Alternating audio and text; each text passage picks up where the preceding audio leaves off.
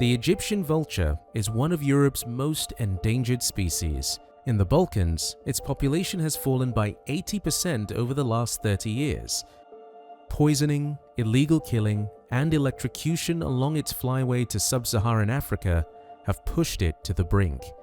Egyptian vulture New Life united 22 partners from 14 countries across Europe, Asia, and Africa. From 2017 to 2022, the project insulated over 1,500 hazardous electricity poles, removed more than 100 poison baits, released 30 captive-bred birds into the wild, and helped close Egypt's largest illegal wildlife market. Awareness campaigns reached over 25 million people. The Balkan population decline has halted, proving that international cooperation and community support can secure a future for this ancient traveler.